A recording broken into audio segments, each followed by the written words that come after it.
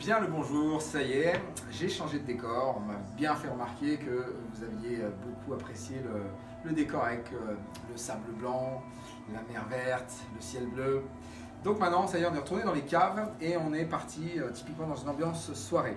Donc la question de la semaine qu'on m'a posée, c'est comment faire pour ne pas se marcher dessus. J'aime beaucoup celle-là, elle est bien pour la rentrée, elle est soft. Donc je vais vous donner 3 pistes pour ne pas se marcher dessus. La première qui me vient à l'esprit, c'est un peu comme si on disait comment faire pour pas aller dans le décor en voiture. Bref, il faut regarder la route. C'est un peu pareil pour la danse, il faut au moins regarder devant. Ça paraît être un conseil un peu pipeau, mais en fait ça l'est pas. Vous voyez, il y a plein de débutants, à force, quand ils débutent, ils incurvent la tête, ils regardent leurs pieds et du coup on dirait 2 lampadaires comme ça qui dansent ensemble. Donc c'est pas si évident que de regarder devant. Même vous regardez les danseurs avancés en soirée, il y a plein de gens qui n'assument pas, ils regardent par terre parce que ça les remet dans leur concentration et ça leur permet de fuir soit le regard de l'autre, soit le regard extérieur. Donc c'est pas si anodin que ça. Le placement dans l'espace, pour bien guider la danseuse, pour toujours être bien placé, ça passe beaucoup par regarder la partenaire, mais regarder aussi tout ce qui se passe. Donc ça veut dire regarder devant quand même. Ça, c'est le premier conseil. Deuxième conseil, c'est un truc aussi très logique. Comme on est sur des danses rythmiques, avec des bases rythmiques, comme la bachata ou la salsa, c'est un peu moins vrai pour la kizomba, mais on a une base rythmique, et du coup, le fait d'être en rythme, clac, ça aide vachement pour ne pas se marcher dessus.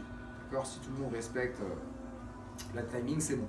Troisième conseil, il faut avoir une posture qui fait qu'on est bien axé, parce que si on fait nos pas en alternance et qu'il y a quelqu'un qui est toujours penché en arrière ou penché en avant, on peut vite se cogner, d'accord? Donc il faut garder une verticalité en ayant le poids bien sûr sur l'avant, comme toujours dans les danses de couple.